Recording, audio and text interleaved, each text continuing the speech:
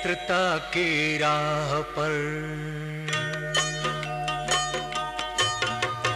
पवित्रता की राह पर हमको चलते जाना है। पवित्रता की राह पर हमको चलते जाना है। जो भी मिले राह में उस मंजिल पर पहुंचाना है। जो भी मिले राह में उस मंजिल पर पहुंचाना है। पवित्रता की राह पर हमको चलते जाना है। पवित्रता की राह पर।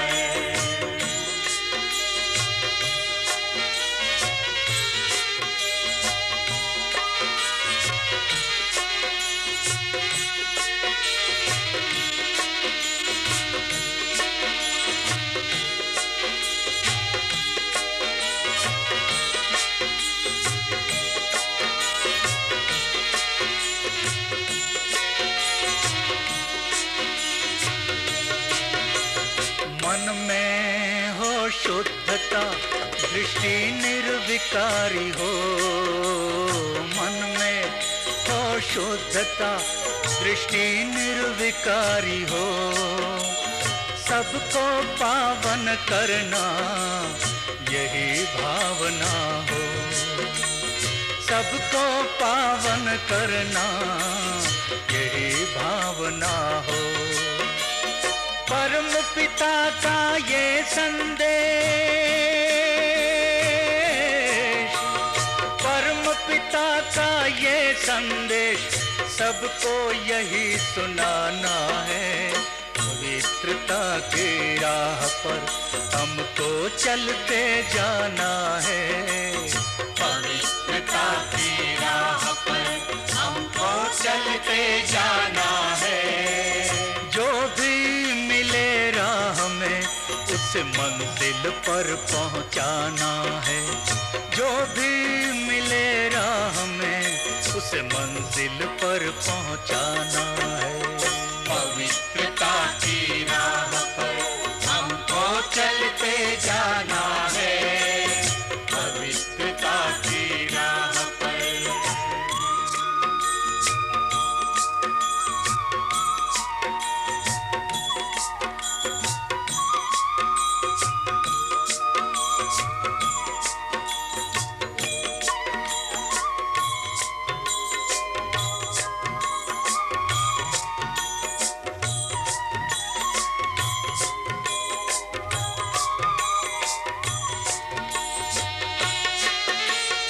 पवित्रता ही सर्व गुणों की एक अनोखी खान है।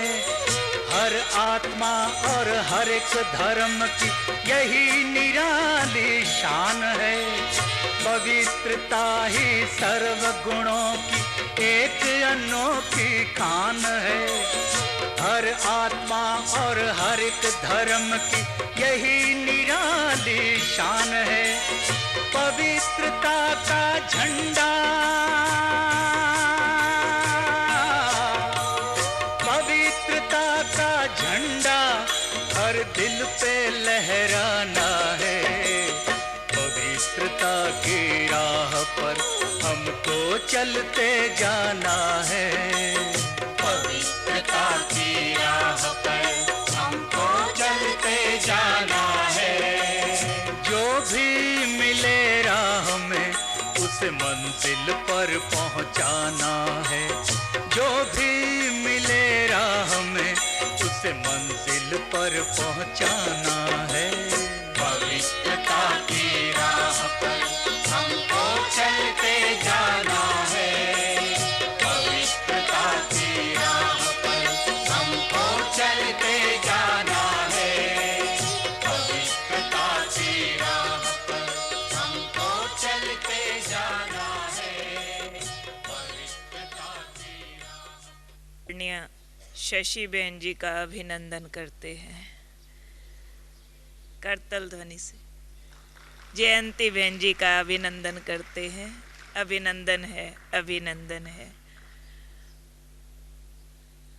आप बाबा का वो हल्का फरिश्ता है जिनको बाबा उड़ता पंछी कहते हैं, बाबा's फ्लाइंग बर्ड, जिसको बाबा ने स्वयं चुना है, जो बाबा के ज्ञान की गहराइयों में जाकर लाखों आत्माओं को ईश्वरीय ज्ञान के आनंद में डुबकी लगवाना जानती हैं।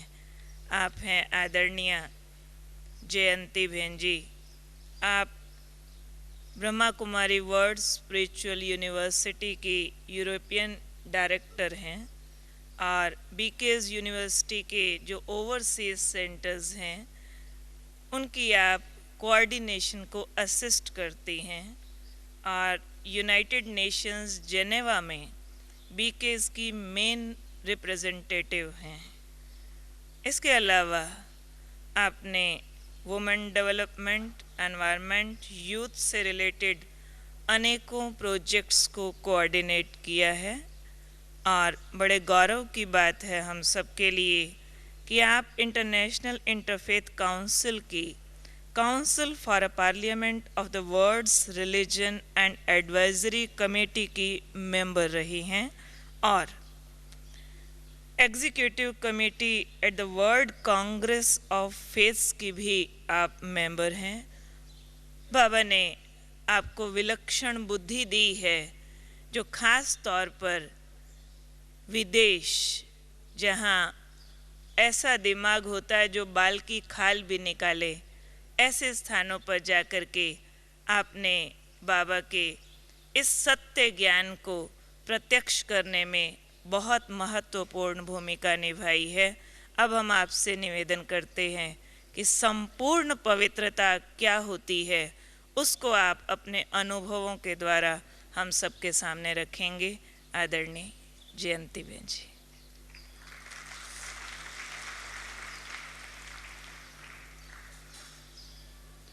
ओम शांति।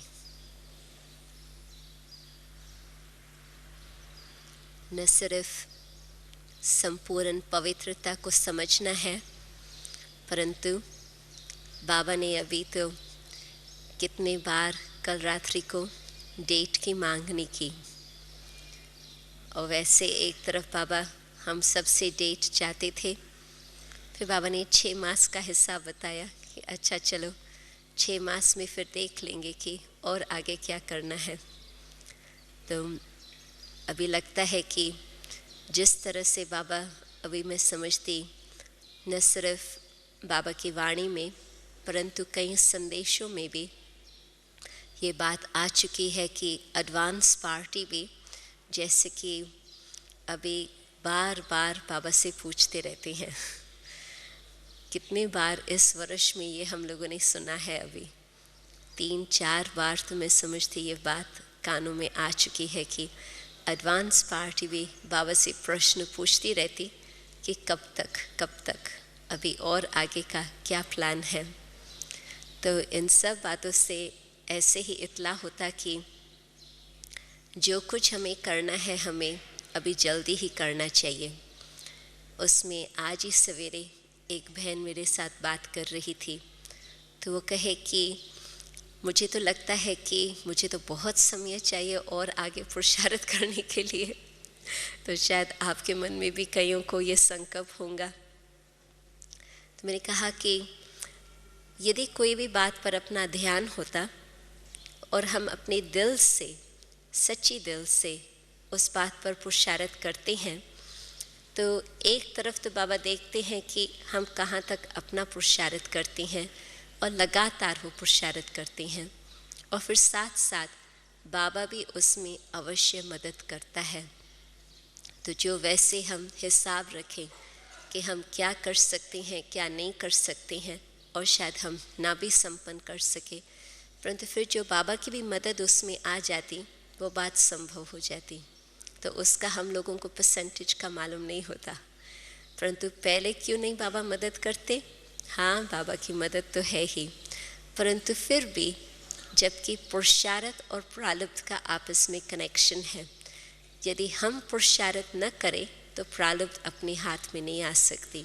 तो बाबा फिर ये भी देखते हैं कि हर प्रकार से ड्रामा के बंधन में भी, विश्व के कायदे कानून में भी, कर्म फिलॉसफी के हिसाब से भगवान भी उस चक्कर में बंधे मान है और उससे निकल नहीं सकते। क्यों? क्योंकि लॉ मेकर लॉ ब्रेकर नहीं हो सकता। तो ये जो कुदरत के कायदे बनी हुई हैं, बाबा भी उस अनुसार ही चलते हैं। तो हम अपना ध्यान रख कर के कोई भी बात पर पुरुषार्थ करते हैं तो फिर उसमें बाबा की विशेष मदद आ सकती। उसमें मैं देखती हूँ कि 2 शब्द आते हैं और कट्ठे ही बहुत करके वो यूज़ किए जाते हैं, सफाई और सच्चाई। और आप देखा होगा कि बहुत करके दादी जानकी के क्लासेस में भी ये 2 शब्द बहुत करके ही होते हैं। तो दादी ने उस दिन प्रश्न पूछा था कुछ समय पहले कि पहले कौन सी बात, सच्चाई या सफाई? कौन समझता है कि पहले सच्चाई? हाथ उठाओ। और कौन समझता है कि पहले सफाई?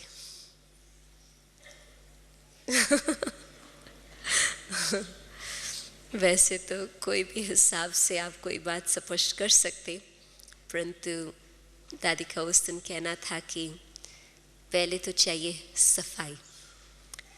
जब तक अपने मन को साफ नहीं किया है तब तक सच्चाई भी वास्तव में क्या होती हमें पता नहीं पड़ता। ऊपर ऊपर से बातें कर लेते हैं, परंतु एक्चुअल सच्चाई क्या है वो हमको पता नहीं होता। तो मैं समझती क्लास के बाद दादी एक छोटे ग्रुप के साथ बैठी थी, तो जो आज की मुरली की बातें थी उसमें दादी ने फिर उस बात को और उठाया कि 108 के लिए तो बाबा ने कहा कि सच्चे आशिक, परंतु 8 के लिए क्या कहेंगे? वो बिल्कुल सच्चे, न सिर्फ सच्चे आशिक परंतु बिल्कुल सच्चे। फर्क इतना। तो कहने का मतलब कि जब हम शब्द कहते हैं सच्चाई का, तो उसका महत्व कितना है और उसकी गहराई कितनी है और पवित्रता का कनेक्शन तो आप समझ ही सकते हैं, परंतु हम पूरा उसको जान नहीं पाते हैं। बहुत ईजली हमारे भाषा में वो शब्द आ जाता, परंतु एक्चुअली वो क्या है? जब आज की बात है कि अष्ट बनते हैं बिल्कुल बिल्कुल सच्चे, परंतु फर्स्ट स्टेप उस स्थिति तक पहुंचने के लिए सफाई। आप सोचो कि कोई बात के लिए भी, अच्छा खाना बनाना हो या अपने तबीयत को ठीक रखना हो या अपने घर को सुंदर रखना हो या आश्रम का वातावरण अच्छा बनाना हो, हर बात में पहले तो चाहिए सफाई। कोई भी ये बातें आप और आगे कर नहीं सकते जब तक सफाई न हो। इसी तरह से और आगे हमारा ज्ञान का पुरुषार्थ कुछ भी चले, वो तब संभव है जबकि पहले तो हमारे अंदर मन में सफाई होंगी। उसमें भी जबकि बाबा के पास हम पहले आते हैं तो हमें मालूम नहीं होता कि हमारे कितने गहरे संस्कार हैं। पता नहीं आपके लिए कौन सा संकल्प था, परंतु जब मैं बाबा के पास आई बहुत समय पहले, तो उस समय तो मैंने सोचा कि इतनी सिंपल बातें हैं, इतनी लॉजिकल बातें हैं, बस पुरुषार्थ करके 1-2 वर्ष में तो फास्ट उड़ सकते हैं। तो उसमें कुछ तो कहेंगे कि अपना बुद्धि का अहंकार भी होता, परंतु साथ साथ ये भी कहेंगे कि जानकारी पूरी नहीं होती। बाबा ने जिस समय हमें स्वीकार किया, बाबा को पूरा मालूम था कि ये आत्मा कौन है, कैसी है, इसकी जीवन कहानी क्या है, इसका हिसाब किताब क्या है। परंतु जब हम बाबा को अपनाते हैं, हमें अपनी पहचान नहीं होती है कि हमारी जीवन कहानी अनेक जन्मों का हिसाब किताब क्या है, परंतु बाबा जानते। और मुख्य बात तो ये है कि बाबा कितना प्यार से हमें स्वीकार करते। जान करके बाबा ने ये नहीं कहा कि पता नहीं ये कहाँ तक पहुँच चुके हैं, इसका तो कुछ उद्धार ही नहीं हो सकता। परंतु बाबा ने और ही प्रेम से कहा कि बाबा तो आए ही हैं सबका उद्धार करने के लिए। बाबा ने प्रेम से स्वीकार किया और बाबा ने कुछ हिसाब किताब पूछा नहीं। तो कहने का मतलब कि हम नहीं जानते हैं कि सफाई करने में कितनी मेहनत होती। मानो कि जिस घड़ी आप कोई भी चीज़ साफ़ करने लगते हैं और पहले आपको मालूम है कि हाँ ये चीज़ गंदी है, परंतु आप साफ़ करते चलो और उसकी कचरा निकलता जाता और आपको पता चलता कि और कितनी मेहनत करनी होती। ऐसे अनुभव है सबको। तो इसी तरह से आत्मा के भी सफाई में कितनी मेहनत करनी है, और न सिर्फ मेहनत करनी है परंतु लगातार मेहनत करनी है। क्योंकि थोड़ा आप साफ़ कर लो, फिर आप छोड़ दो, फिर और कचरा आता जाएगा। ऐसे नहीं कि जितना आपने काम किया वो कायम रहेगा, नहीं, वो और आपको फिर मेहनत करके और उसको डबल मेहनत करनी पड़ेगी। परंतु आप लगातार मेहनत करते चलो, सफाई होती जाएंगी। और ऐसे भी नहीं कि कल हमने सफाई की है तो आज सब कुछ ठीक ठाक होगा, फिर दोबारा भी साफ करना पड़ता, हर रोज़ सफाई करनी होती। तो जो बाबा हमें हर रोज़ अमृत वेले के लिए विशेष ध्यान खिंचवाते हैं या रोज़ मुरली सुनाते हैं, बाबा जानते हैं कि कारण कि हर रोज़ की सफाई कितनी आवश्यक है। आप सोचो कि एक दिन हमने अमृत वेला नहीं किया, चलो कोई हर्जा नहीं, इट्स ओके। या आज के एक दिन की मुरली हमने नहीं सुनी, उससे काम चल जाता। बाबा तो करीब वही बातें तो कहता ना कि आत्म अभिमानी बनो, ड्रामा पर अडोल रहो, शिव बाबा को याद करो। ये तो बाबा हर रोज़ कहते हैं, बिल्कुल ठीक बात। परंतु बाबा क्यों हर रोज़ कहते हैं? क्योंकि आज तक भी वो लेसन हम भूल जाते। और दूसरी बात, न सिर्फ बाबा हमें याद दिलाते हैं परंतु साथ ही साथ आप देखेंगे कि जो बाबा कहते हैं, बेशक ये मंत्र रोज़ आते हैं, परंतु जिस कॉन्टेक्स्ट में, जिस बैकग्राउंड से बाबा उस बात को उठाते हैं, वो हर समय उसमें नई बातें होती। और जितना हम ध्यान से मुरली को सुनते हैं और उस बातों को हम मन में दोहराते हैं, उससे हमारी आत्मा की सफाई हो सकती।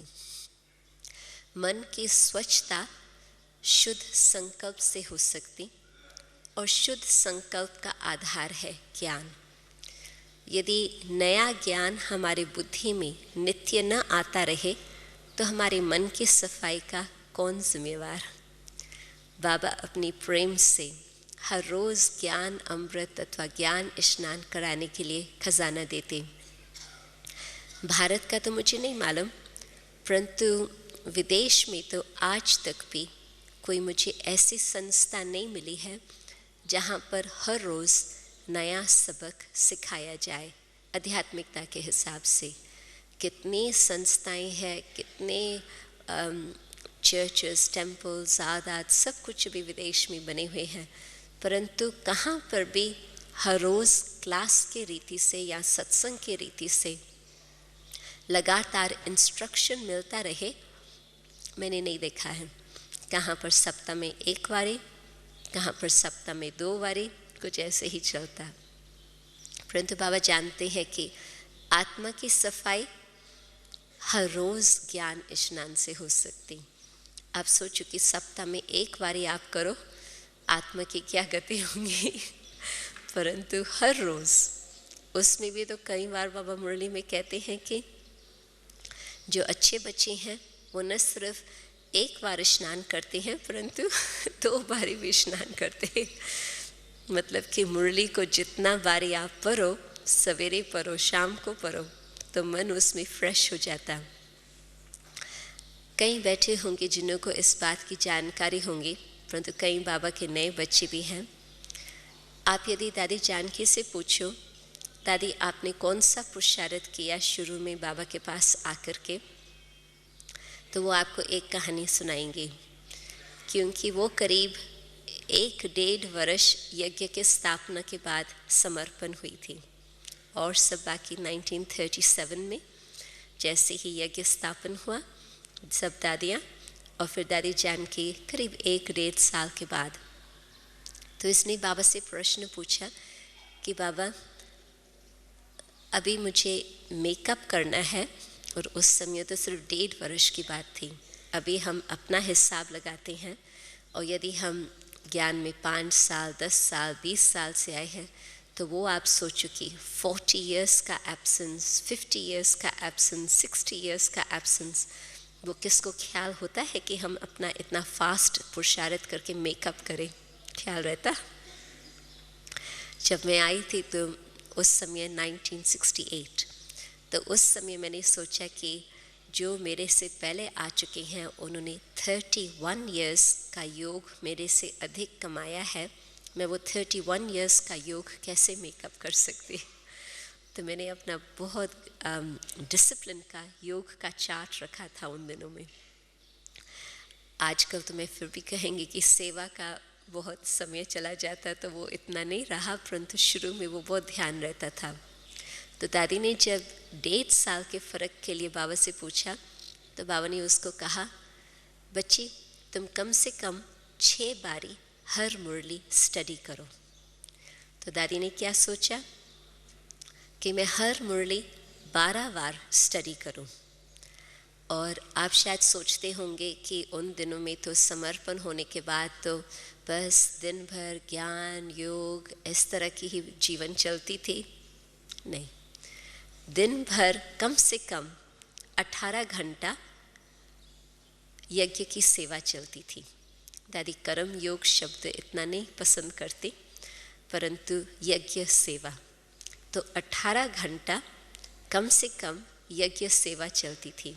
और बाकी समय आप कहेंगे उसमें तो सोना भी है, खाना भी है। तो दादी का कौन सा समय जाता था? सोने का समय। बेंच बनी होती थी और बेंच पर ही दादी बैठ करके मुरली पढ़ती थी, रात्रि के समय जागरण करके। बीच बीच में नींद आती थी तो सिर टेबल पर रख करके वो आधा घंटा आंखें बंद किया, फिर उठ करके फिर स्टडी किया। तो कहने का मतलब कि ऐसे पुरुषार्थ यदि करें तो फिर आप सोच सकते हैं कि मुरली से आत्मा की कितनी सफाई हो सकती। और अच्छा चलो हम 12 बारी ना भी पढ़े, परंतु जो हमने सवेरे मुरली पढ़ी या सुनी, फिर कहाँ तक मुरली की बातें हमने बुद्धि में दौड़ाई और अपने मन को साफ रखा, स्वच्छ बनाया। आप सोचो कि टोटल अपने जीवन का आधार किस तरफ हमारी जीवन चलती है, कैसे आगे बढ़ती है, उसका टोटल आधार है अज्ञान में और ज्ञान में भी बुद्धि के ऊपर। राइट? ठीक है? जैसे हमारी बुद्धि होती, जैसे हमारी बुद्धि काम करती, उस अनुसार हमारे जीवन की रफ्तार होती। तो जब हम बाबा के पास आते हैं तो अज्ञान और ज्ञान के जीवन में फ़र्क क्या? बुद्धि। बाबा ने हमें दिव्य बुद्धि दी। तो आप सोचो कि पवित्रता जीवन में आए उसका आधार है अपनी दिव्य बुद्धि। और दिव्य बुद्धि जितना हम उसको उस अनुसार, जैसे बाबा ने हमें सौगात दी है, हम बुद्धि को इतनी दिव्यता बना करके रखें, मीन्स बुद्धि के अंदर जो बाबा की बातें हैं वो ही हम उसमें संभाल के रखें और कोई बात अंदर आने न देवें। यदि कोई और बात अंदर बुद्धि के अंदर आ जाती तो फिर हमारे मन की सफाई भी रह गई और जीवन की पवित्रता तो बड़ी दूर की बात हो जाती। हर बात में यदि हमारे बुद्धि के अंदर बाबा ने जो बताया है और जो ज्ञान बाबा ने भरा है वो हमारे पास स्पष्ट रहता तो हम संपूर्ण पवित्रता की ओर जा सकते। यदि बाबा की बातें कुछ भूल गई और फिर उसमें कुछ और लौकिक हिसाब से हम सोचने लगे, देखने लगे, तो फिर न मन की वो स्टेज हो सकती जिसमें पूर्ण रीति से हमारा मन साफ रहे, और न हमारा फिर वाचा और कर्म न कुछ उस ढंग से चल सकता। कभी कभी बाबा इस बात को याद करते हैं कि गांधी जी के दिनों में वो छोटे से खिलौने होते थे जिसमें वो 3 बंदर दिखाते हैं। बाबा ने आजकल अपनी नलनी दीदी आई हुई है, कल बाबा से सामने आकर मिली थी, तो उसको भी देख करके मुझे याद आया कि 1962-63 में बाबा ने फ़ोटो भी वो बनवाया था जिसमें नलनी दीदी का फ़ोटो था कि hear no evil, see no evil, speak no evil, न बुरा सुनो, न बुरा देखो, न बुरा बोलो। और बाबा ने फिर उसमें एडिशन क्या कराया, think no evil, evil सोचो ही नहीं, फिर देखना, बोलना, सुनना अपने आप ही ठीक हो जाएगा। क्यों?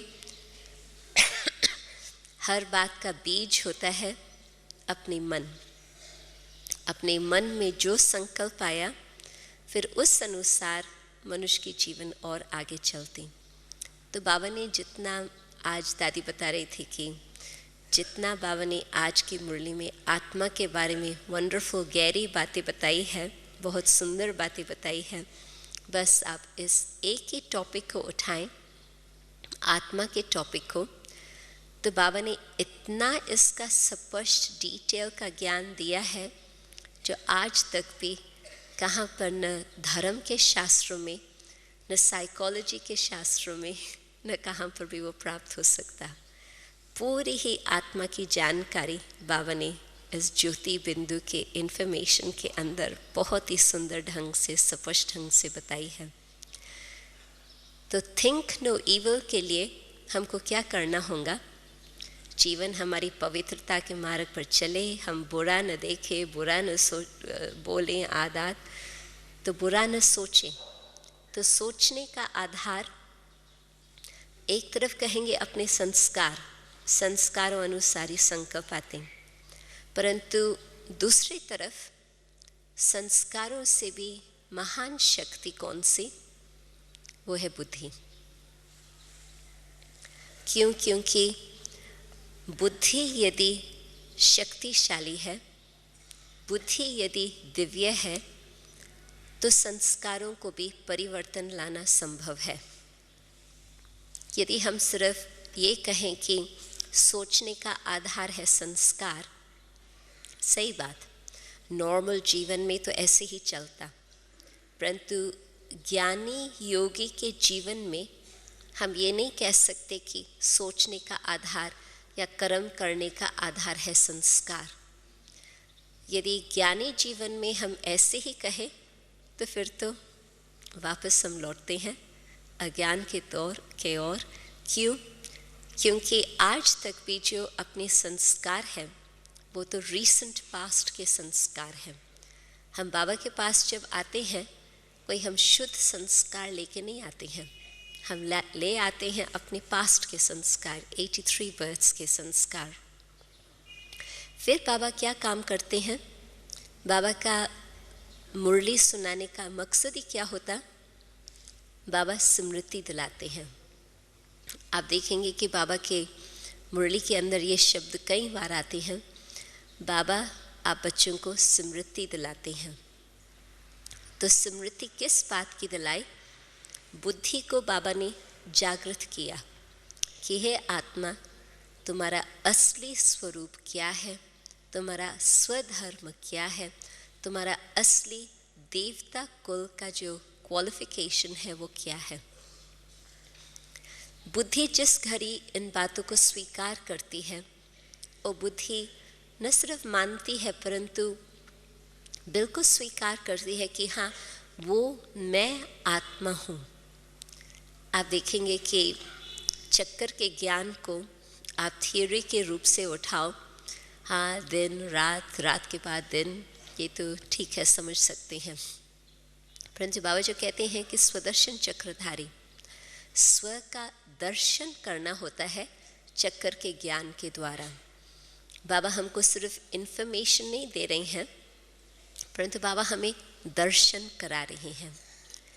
आप देखेंगे कि जिन्होंने आदिदेव की कहानी पढ़ी है या सुनी है, उसमें विशेष ये बात आती है कि बाबा को जिस घड़ी चतुर्भुज का साक्षात्कार हुआ और बाबा को इस बात की पहचान हुई, तत्त्वम अस्मि, आप वही हो, ये कोई और रूप नहीं है, ये आपका ही वही रूप है, आप ही वो आत्मा हो। तो आजकल तो हम लोग इस बात को सुनते हैं, हम सो हम स्वदर्शन चक्र, और धीरे धीरे ज्ञान को स्पर्श करते करते हम यहाँ तक पहुँचे हैं। परंतु बाबा के लिए तो बिल्कुल ये एक नई बातें थी, एक बिल्कुल बुद्धि को जागृत होने की बातें थी, बिल्कुल अनोखी बातें थी। तो अब जबकि हम बाबा के जीवन को देखते हैं कि बाबा ने जैसे ही इस बात को समझा और स्वीकार किया, बाबा ने तुरंत ही अपने जीवन में इतना परिवर्तन लाया, जो वो रॉयल संस्कार बाबा के, वो दिव्य संस्कार बाबा के काम करते रहे। न सिर्फ बाबा परंतु साथ साथ मम्मा। कभी मैं दादियों से पूछती हूँ कि आपने मम्मा को पुरुषार्थ करते हुए देखा? वो तो कहेंगे कि हमारी पुरुषार्थी जीवन है। बाबा साकार मुरली में अंत तक, अभी हम मुरलियाँ सुन रहे हैं 1968 की, लास्ट बाबा के साकार के दिनों की, और बाबा अपनी कर्मातीत स्थिति से इतना ही नज़दीक थे, बहुत बहुत नज़दीक। तो भी बाबा नम्रता से आज तक भी उन मुरली में हम सुनते हैं, बाबा कहते हैं मैं पुरुषार्थी हूँ, मैं भी ध्यान रखता हूँ, मैं भी पुरुषार्थी हूँ। परंतु दादियों से आप पूछो कि वो कहेंगे कि हमने बाबा मम्मा को पुरुषार्थ करते हुए देखा नहीं। मतलब कि आज कोई युद्ध करके फिर अपने चेहरे को ठीक करे, कुछ नाराज़गी आए फिर अपने माइंड को ठीक करे। बाबा मम्मा का पुरुषार्थ इस तरह का नहीं था। पुरुषार्थ एक भिन्न प्रकार से था। क्वालिटी होती है ना पुरुषार्थ की, और जिसको ऊंच क्वालिटी का पुरुषार्थ करने की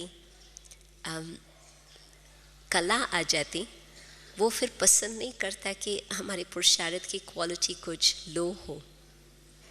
तो हाई लेवल पुरुषार्थ की क्वालिटी क्या कि जिस घड़ी निश्चय हुआ कि हम वही आत्मा है, देवता कुल वाली आत्मा अथवा विष्णु के घराने वाली आत्मा, वो जो ओरिजिनल संस्कार है, उन संस्कारों को हमें इमर्ज करना है। कल जैसे बाबा बता रहे थे कि अब कौन सा समय आ गया कि आपके चेहरे से और आपके चलन के द्वारा अभी वो अव्यक्त स्थिति अथवा संपूर्ण पवित्रता की स्थिति नज़र आनी चाहिए।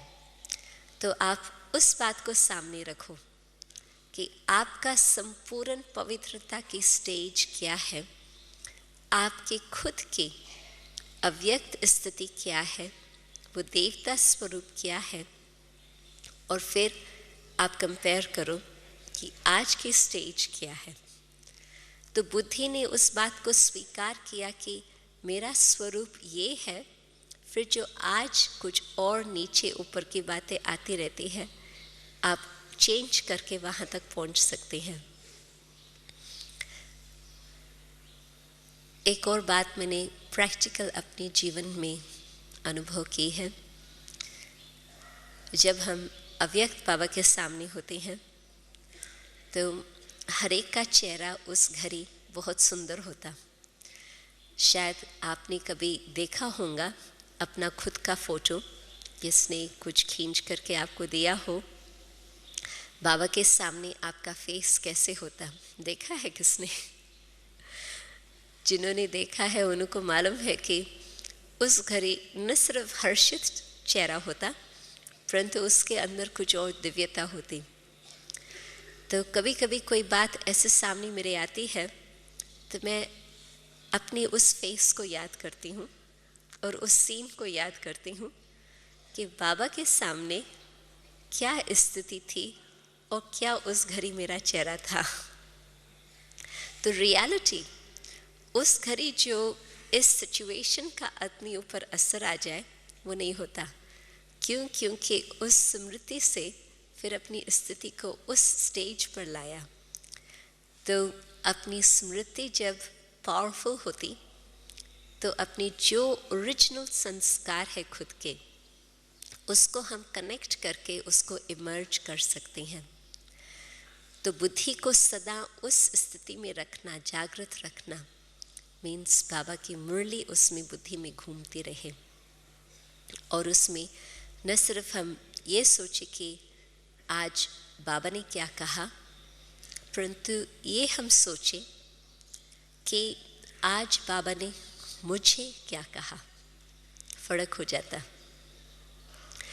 बाबा ने क्या कहा एक जनरल बात है, परंतु बाबा ने मुझे क्या कहा, उसमें वो जो पर्सनल कनेक्शन की बात हो जाती है बाबा के साथ, वो पर्सनल कनेक्शन में रियली बाबा ने आज मुझे ये बात कही। आप सोचो कि अव्यक्त बाबा के सामने हम बैठते हैं और लगता है कि बाबा हमें ये बात बता रहे हैं, राइट। हम मधुबन कितना भी दूर दूर से कोई भी बात सामने आती है, उस बात का न देख करके, समय निकाल करके, कोई बात को पास करके कुछ भी विघ्न आए, परंतु हम मधुबन पहुंचने चाहते हैं। मुरली तो हमको वहाँ पर भी सुनने को मिलती या पढ़ने को मिलती, परंतु प्रसारित करके यहाँ क्यों आते? क्योंकि यहाँ लगता है कि बाबा ने हमारे साथ बात की, और वो तो नेचुरली मधुबन की जादू की धरनी है और वो तो ऐसे हम करते ही रहेंगे। परंतु अपनी पुरुषार्थ को उस लेवल पर हम बना करके रखें ताकि जो मधुबन का अनुभव है वो हम कायम रखें जहाँ पर भी हम हैं। वो तब जबकि हर रोज़ की मुरली हम उस ध्यान से, उस प्यार से सुने कि बाबा मुझे ये कह रहे हैं। कई बारी बाबा की मुरली में ये शब्द आता है कि बाबा बच्चों को सन्मुख देख करके बच्चों से बात कर रहे हैं।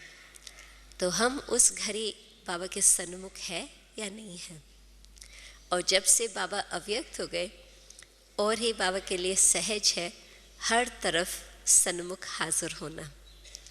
सर्वव्यापी के बाद भी यहाँ से ही निकली होंगी संगम युग का अनुभव, परंतु प्रैक्टिकल आप अपनी बुद्धि को उस अनुसार तैयार रखो तो बाबा सामने हैं और बाबा हमें उस अनुसार बातचीत कर रहे हैं। तो एक तो संपूर्ण पवित्रता के लिए अपनी बुद्धि को सदा ही हम दिव्य बना कर रखें, बुद्धि में और कोई बात न आए। एक तो बात आती है परचिंतन की, औरों को देख करके हम कुछ और सोचने लगते हैं, और बाबा ने ये भी कहा था परचिंतन और परदर्शन और परदोष, ये बातें बुद्धि को हिलाने वाली होती। औरों को देखा, औरों को दोष दिया, औरों के प्रति मनन चिंतन चला, तो जो बुद्धि की दिव्यता है वो खत्म हो गई और जो सफाई का काम है वो हमारा रह गया। आप सोचो कि बाबा हमें मदद करती हैं, पतित पावन बाबा है, बाबा की शक्ति के बगैर तो कुछ हो भी नहीं सकता। परंतु जब आत्मा की सफाई करनी है तो मेरा ध्यान बाबा के ऊपर और खुद के ऊपर। यदि मेरा ध्यान कहीं और जगह चला गया तो आत्मा की सफाई का काम रह गया और ही कचरा ऐड होता जाएगा।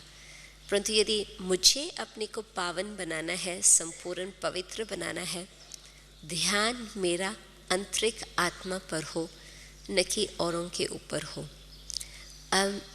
ये शब्द हम सुनते हैं, परंतु प्रैक्टिकल 1 घंटे के अंदर भी हम देखें कि हमारा ध्यान कहाँ पर था, खुद के ऊपर था या औरों के ऊपर था। तो जहाँ हमारा ध्यान होगा उस अनुसार काम होगा। ध्यान है यहाँ तो काम कैसे होगा? तो एक तो अपने ऊपर अटेंशन, बुद्धि दिव्य बनाने के लिए। दूसरा, बाबा की बातों पर ध्यान, तो ही हमारा सफाई हो सकती है। तीसरी बात कि अपने ओरिजिनल स्वरूप, चाहे देवता स्वरूप चाहे अव्यक्त स्वरूप, उसको हम अपना मान करके स्वीकार करके वो स्थिति सामने रखें, तो हम कंपैरिजन कर सकेंगे कि आज की स्थिति और जो लक्ष्य है वहाँ तक हम कैसे पहुँच सकते हैं।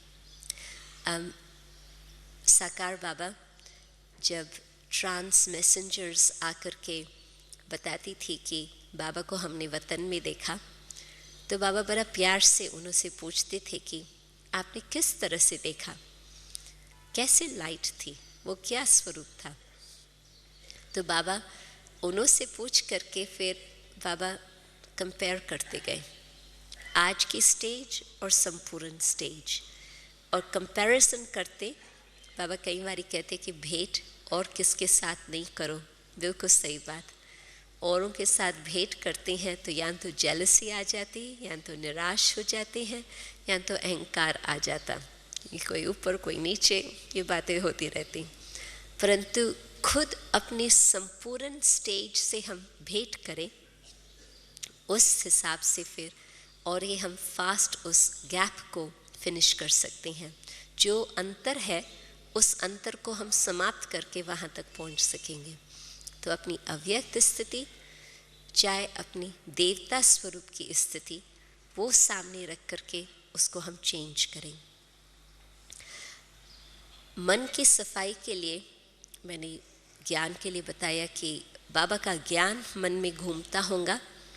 बुद्धि के अंदर जितना ज्ञान है, जितना बाबा के साथ संबंध है, बुद्धि के अंदर इतनी कंट्रोलिंग पावर होती, जो बुरा नहीं सोचेंगे, या जो मन में संकल्प आता उसको भी हम कन्वर्ट कर लेंगे।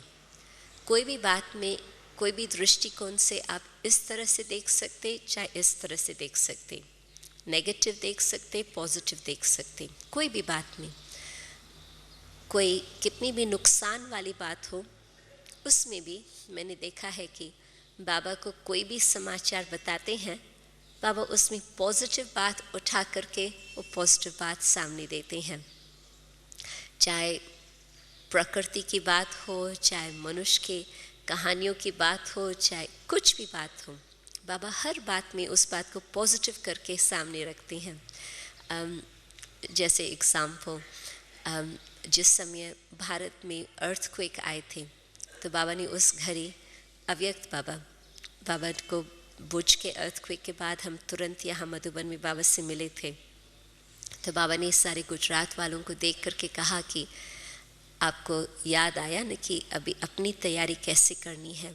उस घड़ी तो शिव बाबा याद आया तो आप पास रहे, परंतु आगे के लिए आपको क्या तैयारी करनी है उस बात की जानकारी हुई।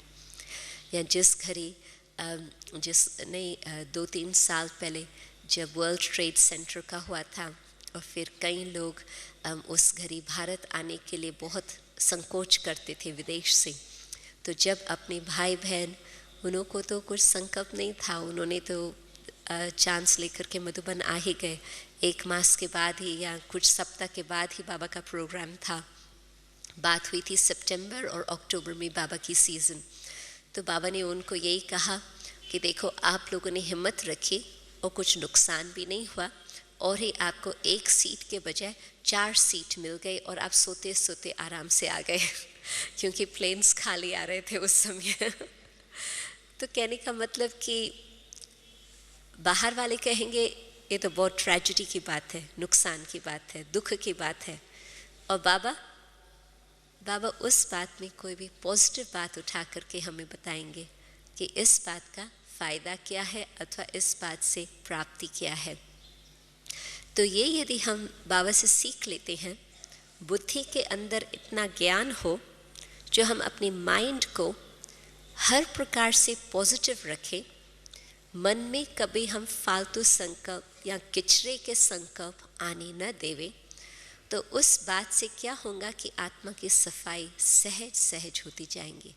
और आपके जीवन का परिवर्तन भी बहुत सुंदर ढंग से होता रहेगा। अपने पुराने संस्कार अनुसार मन में संकल्प आया और उस संकल्प को मैंने स्वीकार किया और ज्ञान की बात को मैंने किनारा करके उस संकल्प को हमने जीवन में फॉलो किया, तो और ही वो पुराने संस्कार हमारे पक्के होते गए। तो उसमें कोई आत्मा की सफाई या पवित्रता की ओर हम नहीं जा सकते। बुद्धि को शक्तिशाली बनाया, मन में संकल्प वो आने दिया जो बाबा चाहता, जो बाबा की आज्ञा अनुसार है, फिर संस्कार भी शुद्ध होते जाएंगे। तो ये कोई मेहनत की बात नहीं है, ये है अटेंशन की बात। बाहर का वातावरण, उससे नेगेटिव संकल्प आएंगे, वेस्ट संकल्प आएंगे। अपने अंदर के संस्कार, नेगेटिव संकल्प आएंगे।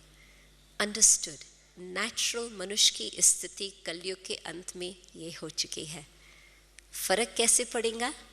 जबकि बुद्धि में बाबा, बाबा का ज्ञान। फिर हम किसी और की बात, कई बार क्या होता कि मैं पवित्रता उस स्टेज को नहीं कह रही हूँ कि ब्रह्मचर्य का व्रत पालन करना, शुद्ध आहार, शुद्ध भोजन करना, वो तो आप पक्के ब्राह्मण हो, वो तो आपके जीवन में है ही। परंतु जो मन की स्थिति है, शुद्ध संकल्प हमारे चले, श्रेष्ठ संकल्प हमारे चले, जिससे हमारी स्थिति ऐसे ऊंची रहे जो बाबा चाहते हैं। मैं थोड़ा उस बात पर ध्यान खिंचवा रही हूँ। परंतु पुराने संस्कार अब तक है तो वो भी आ रहे हैं। तो कहने का मतलब कि बुद्धि शक्तिशाली है तो परिवर्तन करना संभव है, चाहे अपने संकल्प को, चाहे अपने संस्कार को। बुद्धि के ऊपर मनुष्यों का प्रभाव है, जिसमें मानो कि हम कहते हैं कि उसने बात तो ये कही, बात तो राइट है ना, उसकी बात राइट है या जो बाबा ने कहा वो बात राइट है। यदि उसकी बात राइट है, मनुष्य का प्रभाव हमारे बुद्धि पर आया, आत्मा की एनर्जी कम हो गई, आत्मा की स्थिति नीचे आ गई, फिर तो जो वो कह रहे हैं उस अनुसार हमारे मन में भी वही नेगेटिव थॉट्स, वेस्ट थॉट्स आएंगे। मनुष्य की बातें कलयुग के अंत के समय राइट नहीं हो सकती। कैसे भी उसका ढांचा बना हुआ हो, कैसे भी उसका वातावरण हो, परंतु बाबा जो कह रही हैं वो राइट है, न कि जो मनुष्य कह रहे हैं वो राइट है। तो मैं देखती हूँ कि संपूर्ण पवित्रता की स्टेज का आधार है निश्चय। बाप कौन है, मैं कौन हूँ, मेरा ओरिजिनल स्वरूप क्या है। जितना जितना उस बात में निश्चय होगा, उतना हम उस तरफ जा सकेंगे। एक तो मन की सफाई की बात मुख्य, दूसरी बात अपनी फीलिंग्स भी मन के संकल्प के कनेक्शन के हैं और साथ साथ अपने संस्कारों के कनेक्शन से हैं।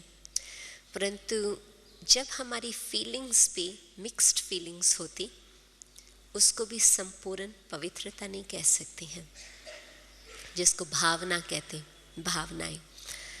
आप देखेंगे कि बाबा के मुरली में 2 शब्द कई बारी अव्यक्त मुरलियों में लगातार कुछ वर्षों से आते रहते हैं। एक तो शुभ चिंतन और दूसरा शुभ चिंतक अथवा सर्व के प्रति शुभ भावना।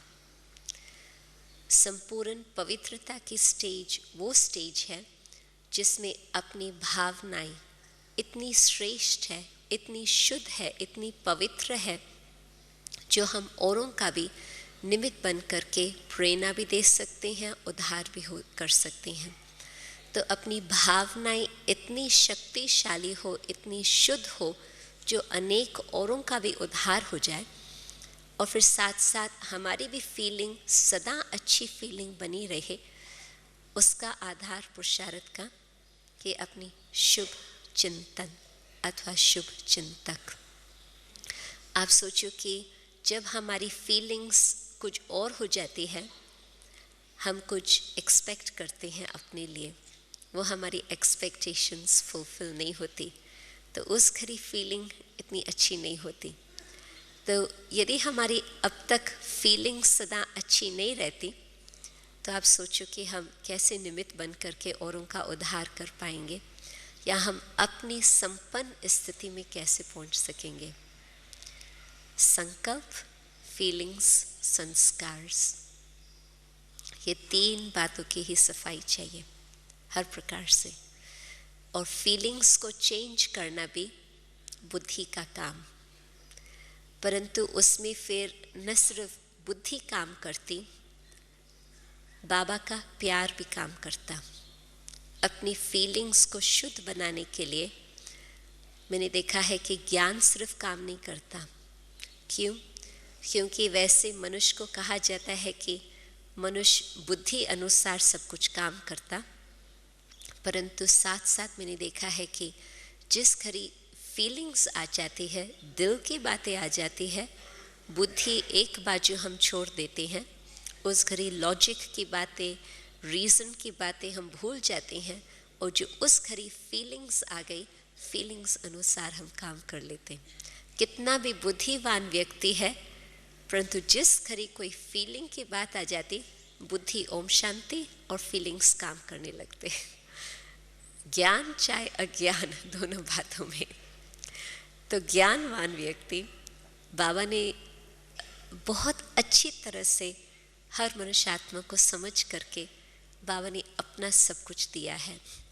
तो बाबा न सिर्फ हमें ज्ञान देते परंतु प्यार देते, और ख़ास करके माँ के रूप में बाबा जो हमें प्यार देते हैं, उसमें जो कुछ हमारे पूर्व के दुख की फीलिंग्स है, बाबा उस दुख के फीलिंग्स को समाप्त करके आत्मा को बिल्कुल हील करते हैं। यदि दुख की फीलिंग्स है, उसमें जैसे कि आत्मा को ज़ख्म है, तो ज़ख्मी पहले से ही है, पुरानी बातें अभी तक वो फीलिंग्स है, फिर अभी कुछ भी और बात होती तो उसमें और ऐड हो जाती, जैसे नमक आ जाता। परंतु बाबा के प्यार से, माँ के रूप में बाबा जो हमें प्यार देते हैं, वो हमारे फीलिंग्स को हील करके स्वच्छ बनाकर बिल्कुल ऐसे शक्तिशाली मजबूत बनाते हैं जिसमें आत्मा फिर फीलिंग प्रूफ हो सके और कोई बात का आत्मा के ऊपर असर ना आए, तो फिर बुद्धि भी सालम रहती, बुद्धि में ज्ञान भी रहता। नहीं तो जिस घड़ी दुख की फीलिंग आ जाती, आप किससे बात करो तो कहेंगे बुद्धि से तो मैं समझती हूँ कि ऐसे ना होना चाहिए, परंतु क्या करें, दुख आ गया ना उस बात का। तो फीलिंग्स दिमाग से भी अथवा बुद्धि से भी ज़बरदस्त हो जाती। तो बाबा के प्यार की शक्ति फिर उस घड़ी हमें बचा सकती। तो अपने को शुद्ध करने के लिए, संपूर्ण पवित्र बनने के लिए ज्ञान, परंतु साथ ही साथ बाबा का प्यार, दोनों बातों का मेल होकर के आत्मा अपनी उस स्वच्छ, संपूर्ण, पावन स्थिति को प्राप्त कर सकती, जिससे न सिर्फ हमें प्राप्ति है, परंतु जैसे ब्राह्मण परिवार में वो पवित्रता की स्टेज ऊंची होती जाएंगी, उस वाइब्रेशन के द्वारा बाबा फिर एडवांस पार्टी को भी कहेंगे ठीक है आप अपना काम चालू करो। बाबा प्रकृति समय को भी कहेंगे कि बस अभी समय आ गया। तो अब स्टेज कौन सी चाहिए, बिल्कुल आत्मा इतनी क्लीन हो जाए जो सब बातें पास्ट की फिनिश हो, और बिल्कुल इतना क्लीन जो उसमें भगवान की प्रत्यक्षता हो सके। बाबा के बच्चों के द्वारा बाबा प्रत्यक्ष हो सकता है, जिस कारण से भक्ति में गायन है कि जहाँ देखूं तू ही तुम, वो भगवान की पवित्रता की झलक सबको नज़र आए। तो इस बार बाबा की मुरली से बिल्कुल बाबा की ये जो चेतावनी है कि डेट बताओ, एक बारी बाबा ने नहीं कहा, कम से कम 10 बारी बाबा ने कहा। वो अभी आप बुद्धि में वो नक्शा सदा सामने रखना कि बाबा किस तरह से हमें ताकीद कर रहे थे, और कानों में वही आवाज़ गूंजते रहना ताकि और कोई मनुष्यों का आवाज़ न अंदर आ जाए। ओम शांति।